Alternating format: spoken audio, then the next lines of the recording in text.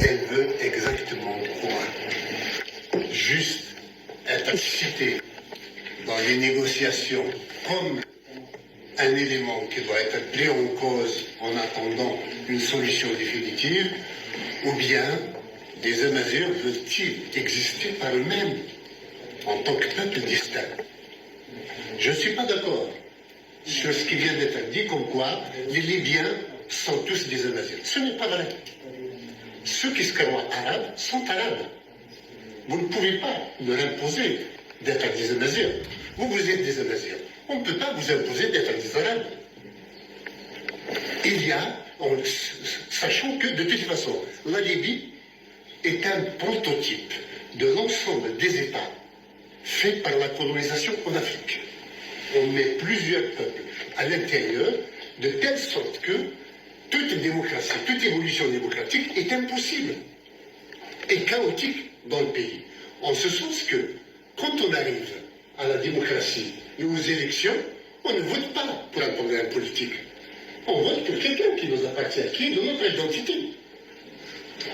Donc la démocratie est vidée de son sens, elle est pervertie. Croire que les Amazirs libyens vont trouver leur place dans un État libyen uni demain, ils se trompent lourdement. Il n'y aura pas de place. Si l'État libyen se reconstitue, nécessairement, les Amazirs vont retourner à la situation dans laquelle ils étaient avec Kadhafi.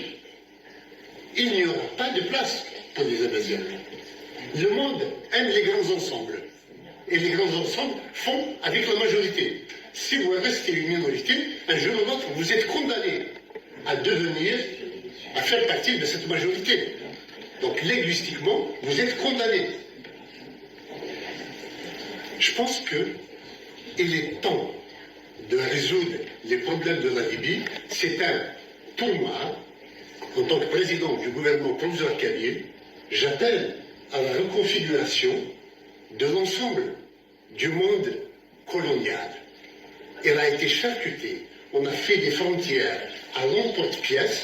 On a fait des pays cocktails Molotov. Pour peu qu'il y ait une étincelle, ça se déclenche. Ce sont des pays grenades. Ce sont des pays bombes. Jusqu'à quand on va vivre comme cela? Les Amazirs ont-ils honte d'avoir leur propre État? Pourquoi ne revendiquent-ils pas leur État souverain?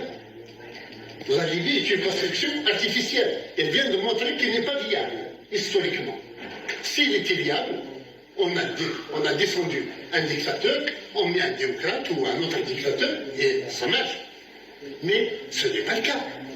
Les Amazirs sont un peuple distinct des autres. Dès lors que quelqu'un vous dit que je suis arabe, il est arabe, c'est son droit de l'être. Et au nom de quoi? Au nom de sa arabité, il va dire que la Libye est un pays arabe. Au nom de quoi? Parce que vous êtes des Amazirs, vous lui imposez d'être Amazir lui. Je pense qu'il y a lieu de changer de démarche. Les Amazirs de Libye ont droit à leur État, à exister en tant que peuple souverain, à être des gens qui s'autogouvernent, qui ont leur État à eux. Sachez qu'un peuple qui n'a pas d'État subit nécessairement l'État des autres. Ouvrez les yeux. Le monde vous appelle. L'avenir vous appelle. C'est l'avenir de vos enfants que vous êtes en train d'hypothéquer. Vous n'en avez pas. Les enfants amazirs de Libye ont le droit de vivre dans un État berbère, dans un État amazir, d'être éduqués en amazir, d'avoir les valeurs amazir qui sont enseignées à l'école, d'avoir une diplomatie qui rassure, qui stabilise la région. Ne croyez pas que parce que le monde occidental ne vous considère pas aujourd'hui comme étant important dans la négociation avec Haftar ou avec Zaltan, ou je ne sais pas moi, avec Benghazi, que vous devez négocier une petite place à l'intérieur. Non. Vous avez une grande place. Vous êtes un grand peuple.